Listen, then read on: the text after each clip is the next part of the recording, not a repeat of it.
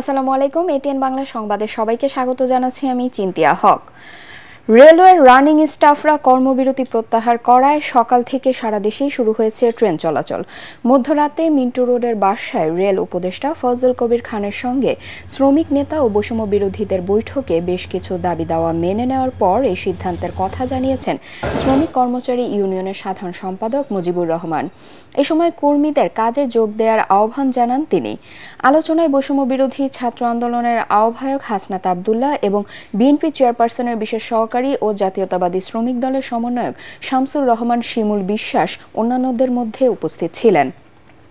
এর আগে মূল বেতনের সঙ্গে রানিং অ্যালাউন্স যোগ করে পেনশন এবং অন্যান্য সুবিধার দাবিতে রানিং স্টাফরা সোমবার মধ্যরাতে কর্মবিরতিতে গেলে টানা ২৬ ঘন্টা বন্ধ থাকে সারা দেশের রেল চলাচল। এতে চরম ভোগান্তির মধ্যে পড়েন যাত্রীরা। মঙ্গলবার দিনভর দফায় দফায় বৈঠকের পর সবশেষ রাত ২:৩০টার দিকে সমাধান হয় এই অচল অবস্থার। যে সুবিধা আগে ছিল সবগুলো বিদ্যমান, সবগুলো আমাদের 75% যে অনৈতিক হারের যে ইয়ার পাওনা পেনশনের সুবিধা, ওগুলো সব আমরা পূর্বে নিয়ে পাবো।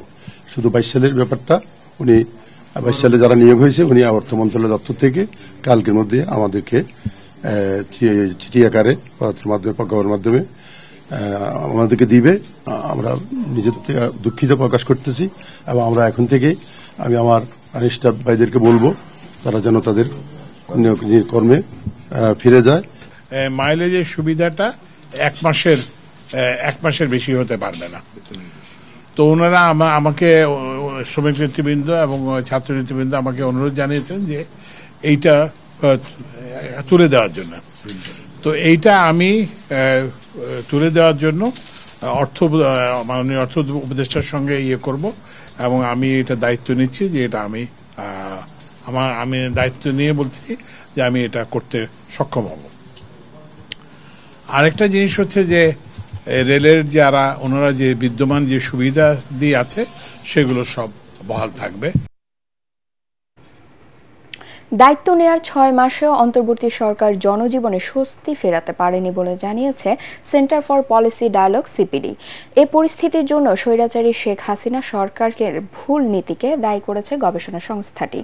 সিপিডি ভবনে সংবাদ সম্মেলনে অর্থনীতির হালনাগাদ তথ্য তুলে ধরে এসব কথা বলেন সংস্থাটির নির্বাহী পরিচালক ডক্টর ফাহমিদা খাতুন।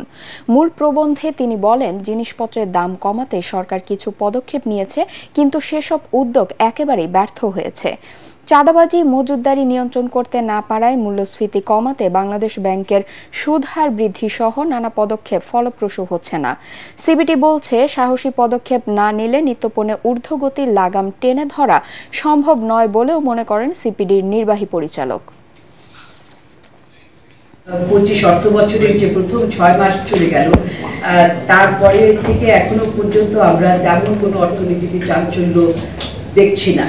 এবং 2024 সালের জুলাই আগস্ট মাসে ছাত্র জনতার আন্দোলনের পর 8ই আগস্ট যে অন্তর্বর্তীকালীন সরকার গঠিত হয়েছে, সেখানে অনেকগুলো খাত ভিত্তিক সংস্কার রয়েছে। বিভিন্ন বিষয়ে অর্থনীতির বাইরে বিভিন্ন সংস্কার কর্মসূচির বাইরেও অর্থনৈতিক কেন্দ্রিক কিছু সংস্কার কর্মসূচি পদক্ষেপ আমরা লক্ষ্য করেছি।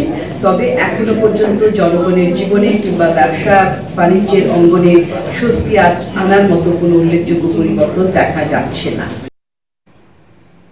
বিশ্ব ইজতেমাকে ঘিরে যে কোনো ধরনের নাশকতা ঠেকাতে নিরাপত্তা ব্যবস্থা জোরদার করা হয়েছে বলে জানিয়েছেন পুলিশের আইজি বাহারুল আলম। তিনি বলেন, 5 আগস্ট থানা থেকে লুট হওয়ায় অনেক অস্ত্র এখনো বাইরে রয়েছে। বিষয়টি মাথায় রেখে কাজ করছে আইন শৃঙ্খলা রক্ষাকারী বাহিনী। টঙ্গী ইজতেমা মাঠ পরিদর্শন শেষে এসব কথা বলেন তিনি। পুলিশ প্রধান বলেন, এর আগে তাবলিগ জামাতে 2 গ্রুপের সংঘর্ষে হতাহতের ঘটনা ঘটেছে।